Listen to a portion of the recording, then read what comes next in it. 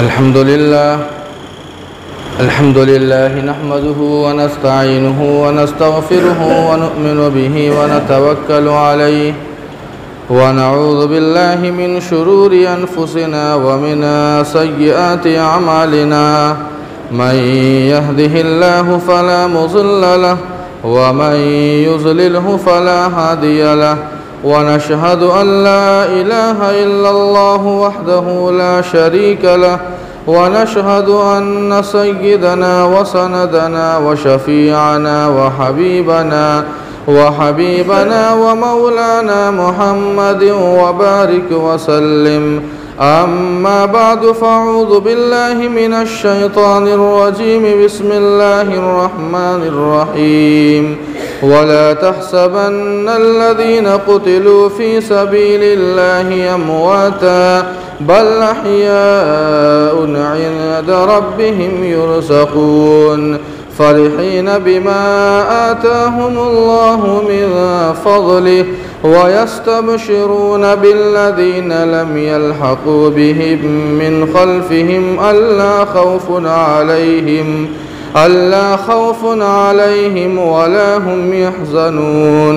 यस्तबशिरून बिनिअमतिन मिनल्लाहि व फ़ज़लिन व अन्नल्लाहा ला युज़ीअु अजरल मुअ्मिनीन। सदक़ल्लाहु मौलानल अज़ीम व सदक़ रसूलुहुन नबियुल करीम व नहनु अला ज़ालिका लमिनश शाहिदीन वश्शाकिरीन वल्हम्दुलिल्लाहि रब्बिल आलमीन।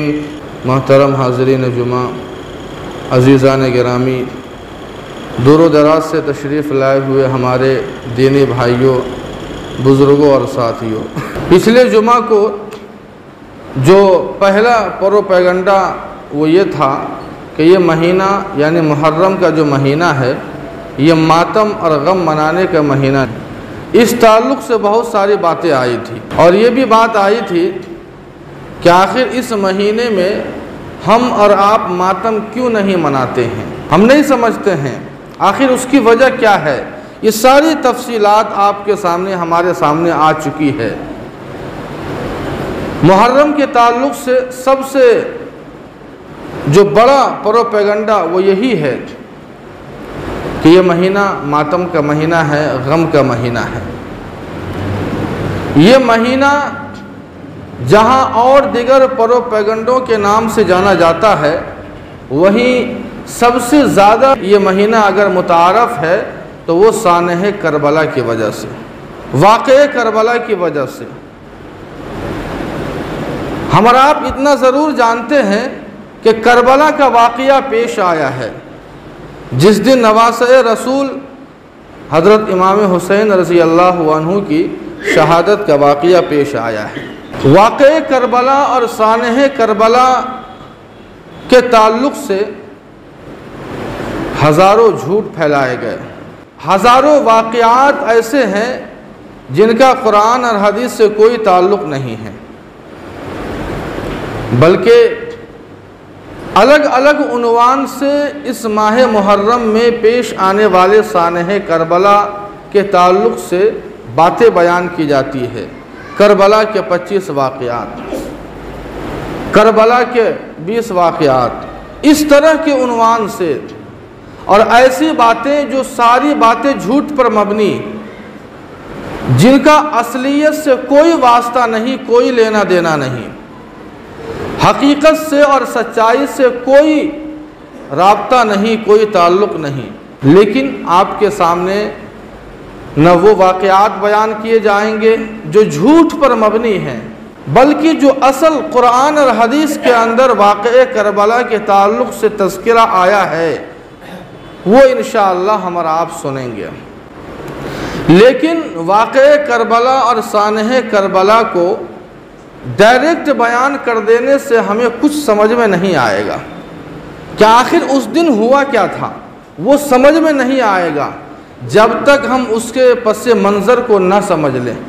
हाज़रीन, सबसे पहली बात तो हम और आप ये समझ लें, एक बुनियादी बात, कि जो वाक़े करबला पेश आया है ये दरअसल अग़यार की साजिशों, बिलखुसूस यहूदियों की मुजरिमाना जहनीत और साजिशों के नतीजे में पेश आया है। इतना हमारा आप समझ लें, वाक़े करबला के पीछे अगर किसी की जहनीत काम कर रही थी तो वो यहूदियों की जहनीत काम कर रही थी, गैरों की जहनीत और साजिशें काम कर रही थी। हम जानते हैं कि अल्लाह ताला ने जब इस्लाम को गलबा अता फरमाया, क़ुव्वत और शान और शौकत अता फरमाई, तो इस्लाम के गलबे की वजह से सबसे ज़्यादा अगर किसी का नुकसान हुआ तो यहूदियों का हुआ, इसलिए कि यहूदियों ने एक सूदी निज़ाम कायम किया था। पूरे अरब को यहूदियों ने अपने सूदी निज़ाम में जकड़ कर रखा था। मदीने के ऊपर बिला तख्तो ताज उनकी हुकूमत थी। यहूदियों की बड़ी बड़ी इमारतें थी, कोठियाँ थी, उनकी हुकूमतें थी। उनके 3 सबसे ज़्यादा मशहूर कबाइल हैं, बनु नज़ीर, बनु क़ुरैज़ा, बनु कैनुका। ये बड़ी ताकतवर ये कबीले थे। पूरे अरब के ऊपर इन्हीं की हुकूमत थी, इसलिए कि सूदी निज़ाम के मालिक यही थे। लेकिन हम और आप ये भी जानते हैं कि इस्लाम ये सूदी निज़ाम के ख़िलाफ़ है। इस्लाम हमारा दीन ये सूद की इजाज़त नहीं देता। या अय्युहल्लज़ीना आमनू ला ताकुलुर रिबा, सूद मत खाओ। इसीलिए जब अल्लाह के नबी अलैहिस्सलातु वस्सलाम मक्का से मदीना हिजरत करके आए तो उन यहूदियों से एक तहरीरी मुआहदा कर लिया, एक मुआहदा किया। लेकिन हम आप ये भी जानते हैं यहूदियों की ये आदत है कि कभी भी किसी मुआहदे की पासदारी नहीं करते। पूरा कुरान भरा हुआ है उनकी वादा खिलाफ़ी और मुआहदे के ख़िलाफ़ वर्जी के वाक़यात और हालात पूरे कुरान के अंदर मौजूद है। जगह जगह अल्लाह ताला ने उनके मुआहदे की ख़िलाफ़ वर्जी के वाक़यात बयान फरमाए हैं।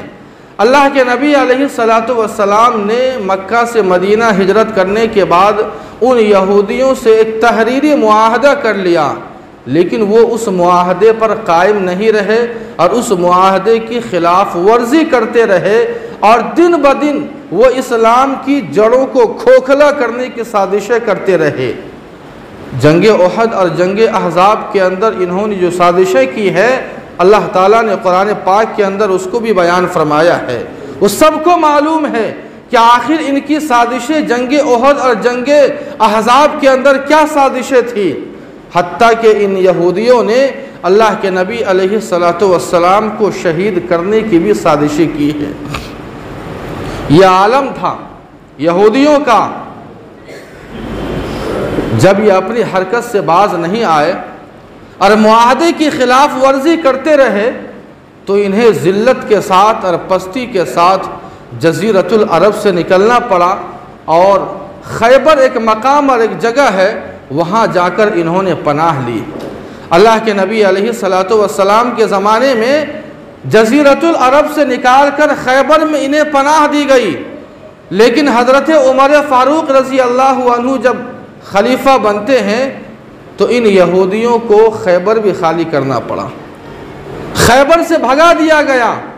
जब इन यहूदियों को खैबर से भगाया गया, एक तो जज़ीरतुल अरब से निकलना पड़ा, उसके बाद हज़रत उमर फ़ारूक रज़ी अल्लाहु अन्हु के ज़माने में इन यहूदियों को खैबर से भी निकलना पड़ा। तो इनका गैज़ो गज़ब और सर पर आ गया, गुस्सा और 7वें आसमान पर था। इन यहूदियों के अंदर बदले की आग भड़क रही थी। अल्लाह के नबी अलैहिस्सलातु वस्सलाम के वफ़ात पाने और विसाल पाने के बाद सैयदना हज़रत अबू बकर सिद्दीक़ रज़ी अल्लाहु अन्हु खलीफा बनते हैं। इनकी जो मुद्दत है बहुत कम है, 2 साल 2 माह 10 दिन इस तरह से इनकी मुद्दत है। उसके बाद हज़रत अमीरुल मोमिनीन हज़रत उमर फ़ारूक रज़ी अल्लाहु अन्हु खलीफा बनते हैं। हज़रत उमर फ़ारूक रज़ी अल्लाहु अन्हु का जो ज़माना है बड़ा लंबा ज़माना है और हज़रत उमर फ़ारूक रज़ी अल्लाहु अन्हु को क्या शान अता फरमाई थी अल्लाह ताला ने, क्या रोब और क्या दबदबा अल्लाह ताला ने हज़रत उमर फ़ारूक रज़ी अल्लाहु अन्हु को अता फ़रमाया था। मुकम्मल वाक़यात बितफ़सील हमने इससे पहले सुना है। हज़रत उमर के दबदबे की वजह से इन यहूदियों की कभी हिम्मत नहीं हो सकी सामने आने की, पसे पर्दा रहते थे। लेकिन इनकी जो आदत थी, जो साजिशें करने की जो आदत थी, ये बाज नहीं आए और उसी के नतीजे में सैयदना हज़रत उमर फ़ारूक रज़ी अल्लाहु अन्हु की शहादत का वाक़या पेश आता है 1 मुहर्रमुल हराम को। ये उन्हीं की साजिशों का नतीजा था। उसके बाद हज़रत उस्मान गनी रज़ी अल्लाहु अन्हु आते हैं। हज़रत उस्मान गनी रज़ी अल्लाहु अन्हु का मकाम भी अल्लाह ताला ने बड़ा ऊँचा किया है। ज़ुन्नुरैन का लक़ब दिया अल्लाह के नबी ने। 2 बेटियाँ अता फ़रमाई। ज़ुन्नुरैन 2 नूर वाला, 2 बेटियाँ हैं, दामाद नबी है। और उतना ही नहीं, जिस कुरान को हम आप आज पढ़ते हैं, इस कुरान को इस शक्ल और इस तरतीब में जमा करने वाले हज़रत उस्मान गनी रज़ी अल्लाहु अन्हु है। इसीलिए इन्हें जामिउल कुरान कहा जाता है। बड़े हलीम, बड़े बुर्दबार, नर्म मिजाज थे। हज़रत उस्मान गनी रज़ी अल्लाहु अन्हु का दौर भी लंबा था। 10 साल तकरीबन इनका दौर रहा। जब आखिरी वक्त आया, हज़रत उस्मान गनी रज़ी अल्लाहु अन्हु की खिलाफत का जब आखिरी वक्त आया, हज़रत उस्मान गनी रज़ी अल्लाहु अन्हु की नरमी और उनकी बुर्दबारी का गलत फ़ायदा उठाने के लिए एक शख्स खड़ा होता है जिसका नाम है अब्दुल्ला इब्न सबा। अब्दुल्ला इब्न सबा, अब्दुल्ला इब्न सबा वो शख्स जो यहूदी था, वो हज़रत उस्मान गनी रज़ी अल्लाहु अन्हु के दौर में हज़रत उस्मान के पास आता है और हज़रत उस्मान गनी रज़ी अल्लाहु अन्हु के हाथ पर ईमान लाता है और बैत कर लेता है। अपने आप को दुनिया वालों की नज़र में अपने आप को मुसलमान साबित करना चाह रहा है। अब्दुल्ला इब्न सबा ने हज़रत उस्मान गनी रज़ी अल्लाहु अन्हु की सादा लोही का, नर्म मिजाजी और बुर्दबारी का गलत फ़ायदा उठाया। अब्दुल्ला इब्न सबा बड़ा ताकतवर आदमी था, कोई कमज़ोर आदमी नहीं था। उसके पीछे एक बड़ी ताकत थी, उसके पीछे एक बड़ी ताकत थी। वो अपने अंदर एक फ़र्द नहीं था, बल्कि वो एक अपने अंदर एक अंजुमन की हैसियत रखता था। अब्दुल्ला इब्न सबा का जहन इतना तेज़ काम किया करता था और वो हमेशा इस्लाम के ख़िलाफ़, मुसलमानों के ख़िलाफ़ वो जो है जड़ें काटने की कोशिशें करता और वो साजिशें रचता। अब्दुल्ला इब्न सबा ने अब अपनी चाल चलनी शुरू की। धीरे धीरे लोगों के मिजाज का मुताला करना शुरू किया, लोगों की तबीयत को पढ़ना शुरू किया कि आखिर लोगों का मिजाज क्या चाहता है, लोगों की तबीयत क्या है, उसको पढ़ना शुरू किया। अब्दुल्ला इब्न सबा ने सादा लोह मुसलमानों और लोगों के दरमियान उसने गलत अकायद को फैलाना शुरू किया। सबसे पहला उसने यह गलत अकीदा यह फैलाया कि हज़रत अली रज़ी अल्लाहु अन्हु ये अल्लाह ताला के अवतार है, यानी खुदा है, हज़रत अली खुदा है। दूसरा अकीदा उसने यह गलत अकीदा यह फैलाना शुरू किया कि अल्लाह के नबी अलैहिस्सलातु वस्सलाम दोबारा दुनिया में तशरीफ़ लाएंगे। लोगों को उसने अपनी बातों में वरगलाना शुरू किया। अब्दुल्ला इब्न सबा की आवाज़ ऐसी नहीं थी कि जो लोगों के कान से टकरा कर वापस आ जाए। लोग उसके ऊपर कान धरते थे, यकीन करते थे, एतमाद किया करते थे। ऐसी बात नहीं थी कि लोग उसकी बातों पर यकीन न करें। लोगों को वरगलाना शुरू किया अकायद के नज़र से। और उसने ये भी लोगों को कहा कि जिस तरह हर नबी का एक वसी होता है, एक वज़ीर होता है, एक राजदार होता है, एक ख़ास अपना पर्सनल आदमी होता है, जैसे हज़रत मूसा के जो वज़ीर और वसी थे वो हज़रत यूशा बिन नून थे, इसी तरह हज़रत मोहम्मद मुस्तफ़ा सल्लल्लाहु अलैहि वसल्लम के जो वसी और जो राजदार हैं, जो उनके वज़ीर हैं, वो हज़रत अली रज़ी अल्लाहु अन्हु। असल मकसद वो बयान नहीं कर रहा है। अभी लोगों को वरगलाना चाहता है, अपनी बातों में फुसलाना चाहता है। उसने जब माहौल देखा कि माहौल बिल्कुल साजगार हो चुका है और मछलियां जाल में आ रही है, लोग जौक दर जौक मेरी बातों पर यकीन करने लगे, उसके बाद जो सबसे आखिरी तीर उसने छोड़ा है और जो सबसे आखिरी अकीदा उसने लोगों के दरमियान बयान किया है, जिस अकीदे के बयान करने के ऊपर और जिस प्रोपेगेंडे की वजह से ये सारा वाक़या पेश आया है, सबसे आखिर में ये प्रोपेगेंडा छोड़ता है कि नऊज़ु बिल्लाह हज़रत मोहम्मद सल्लल्लाहु अलैहि वसल्लम ने ये वसीयत फरमाई थी कि मेरे बाद अगर कोई खलीफा होगा तो वह हज़रत अली होंगे। हज़रत अबू बकर और हज़रत उमर और हज़रत उस्मान ये हकदार नहीं हैं। नाउज़ बिल्लाह ये जो शेखैन थे, हज़रत अबू बकर हो या हज़रत उमर हो, ये गासिब थे। इन्होंने हज़रत अली से खिलाफत का हक छीना है। ये सबसे आखिरी बार इसने किया है अब्दुल्ला इब्न सबा ने। यह बड़ा ख़तरनाक बार था। सहाबी, किसी सहाबी पर शक करना और इल्ज़ाम लगाना, वो भी गसब का, चोरी का, ये कम मामूली बात नहीं है। जिस जमात की तरबियत अल्लाह के नबी ने की हो, जिनके जन्नती होने की कुरान ने गवाही दी हो, अल्लाह के नबी ने गवाही दी हो, उस जमात के फ़र्द पर इस तरह का इल्ज़ाम लगाना ये किसी ईमान वाले की शान हरगिज़ नहीं हो सकती है। ये गैरों और यहूदियों की शान तो हो सकती है, लेकिन ईमान वाले की शान नहीं हो सकती है। अब्दुल्ला इब्न सबा ने बड़ा इल्ज़ाम लगा दिया, लेकिन मसला ये था कि हज़रत शेखैन जो दुनिया में है नहीं, हज़रत अबू बकर और हज़रत उमर रज़ी अल्लाह अन्हुमा अब दुनिया में नहीं है। अब अगर कोई है तो वो हज़रत उस्मान गनी रज़ी अल्लाह अन्हु है। अब्दुल्ला इब्न सबा का मानना ये था, अब्दुल्ला इब्न सबा का ये मानना था कि अगर खिलाफत का कोई हकदार है तो सिर्फ वो बनी हाशिम है। और ये तीन खलीफा जो गुज़रे हैं, हज़रत अबू बकर हो या हज़रत उमर हो या हज़रत उस्मान हो, ये बनु हाशिम से नहीं थे। हज़रत अबू बकर ये बनु तमी से थे, हज़रत उमर बनु अदी से थे और हज़रत उस्मान गनी ये बनु उमैया से थे। लेकिन इसका ये मानना था कि बनु हाशिम, जिस ख़ानदान से अल्लाह के नबी आते हैं, उसी ख़ानदान के लोग हकदार होंगे खिलाफत के, जबकि ऐसी कोई बात नहीं थी। इसलिए हज़रत अली रज़ी अल्लाह अन्हु खिलाफत के हकदार है। तो अब तो हाल जो अभी खलीफा है वह हज़रत उस्मान गनी रज़ी अल्लाह अन्हु है। लोगों ने कहा कि जब ये बात है तो फिर आखिर उसका हल क्या है। अब्दुल्ला इब्न सबा ने कहा कि दो रास्ते हैं। अगर हज़रत अली को खलीफा बनाना है तो एक तो ये है कि या तो हज़रत उस्मान गनी रज़ी अल्लाह अन्हु जो हाल में खलीफा हैं उन्हें कत्ल कर दिया जाए, शहीद कर दिया जाए, या ये कि उन्हें माज़ूल कर दिया जाए, तख्ता पलट कर दिया जाए। सारे लोग राज़ी हो गए, लेकिन ये काम कोई आसान काम नहीं था। वक्त के खलीफा को माज़ूल करना या शहीद करना या तख्ता पलट करना ये कोई आसान काम नहीं था। अब्दुल्ला इब्न सबा ने शाम से, बसरा से, कूफा से अपने तमाम लोगों को उसने मदीना पाक के अंदर जमा कर दिया, मदीना पाक के अंदर जमा कर दिया। उसके बाद हज़रत उस्मान गनी रज़ी अल्लाह अन्हु से मुज़ाहिम होते हैं। और इससे पहले हमने सुना कि तकरीबन 50 दिनों तक हज़रत उस्मान गनी रज़ी अल्लाह अन्हु को मुहासरा किया, बंद कर दिया था।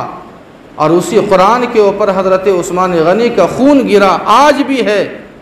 जिस कुरान को बड़ी मोहब्बत और अक़ीदत से हज़रत उस्मान ने जमा किया था, उस मस्जिद के दरवाज़े हज़रत उस्मान गनी के लिए बंद कर दिए गए। जिस मस्जिद की तौसी हज़रत उस्मान गनी ने ज़ाती सरमाए से की थी, और उसी कुएँ का पानी बंद कर दिया था जिस कुएँ को ख़रीद कर, ज़ाती पैसों से ख़रीद कर मुसलमानों के लिए वक्फ़ किया था। हज़रत उस्मान गनी रज़ी अल्लाह अन्हु की शहादत का वाक़या पेश आता है। उसके बाद इस उम्मत को यूँ ही नहीं छोड़ा जा सकता था। हज़रत ज़ुबैर रज़ी अल्लाह अन्हु, हज़रत तलहा रज़ी अल्लाह अन्हु, इन लोगों को कहा गया कि आप खलीफा बनिए और इस उम्मत को संभालिए, लेकिन वो तैयार नहीं हैं। हज़रत अली भी तैयार नहीं हैं। लेकिन जब सारे लोगों ने इसरार किया, हज़रत अली रज़ी अल्लाह अन्हु खलीफा बनते हैं। 3 दिन गुज़रे हैं, अभी 3 दिन खलीफा बनने के 3 दिन गुजरे हैं अभी, हज़रत अली रज़ी अल्लाह अन्हु ने पूरे मदीने में ऐलान करवा दिया कि जितने लोग बाहर से आए हैं, शाम से, कूफा से, बसरा से या और दिगर इलाके से, वो सारे के सारे लोग मदीने पाक को खाली कर दे, शहर नबी को खाली कर दे। हज़रत अली रज़ी अल्लाह अन्हु ने बहैसियत खलीफा ये ऐलान करवाया। हज़रत अली रज़ी अल्लाह अन्हु के ऐलान पर इन लोगों को कम से कम यकीन करना चाहिए जो अपने आप को हज़रत अली का सपोर्टर कहा करते थे, शहदाई कहा करते थे, लेकिन अब्दुल्ला इब्न सबा और इनकी जमात के लोगों ने इनकार कर दिया और कहा कि हम मदीना पाक को खाली नहीं करेंगे। बसीद हो गए कि हम खाली नहीं करेंगे। एक और हकीकत सुनिए, हज़रत उस्मान गनी रज़ी अल्लाह अन्हु के ज़माने तक इस्लामी हुकूमत का जो सेंटर और मरकज़ था वो मदीना पाक था, लेकिन जब हज़रत अली रज़ी अल्लाह अन्हु खलीफा बनते हैं तो अब बजाय मदीना पाक के कूफा बन जाता है। हज़रत अली रज़ी अल्लाह अन्हु ने इस्लामी हुकूमत का मरकज़ और सेंटर कैपिटल बनाया कूफा को। इन सबाइयों ने भी अपना मरकज़ बना लिया कूफा के अंदर। ये हमेशा हज़रत अली के पीछे रहा करते थे, हज़रत अली के इर्द गिर्द रहा करते थे। चुनांचे इन लोगों ने अपना मरकज़ भी कूफा के अंदर बनाया और इस्लामी हुकूमत का मरकज़ भी हज़रत अली रज़ी अल्लाह अन्हु ने कूफा के अंदर कायम किया। सबाइयों ने भी वहाँ अपना मरकज़ कायम किया।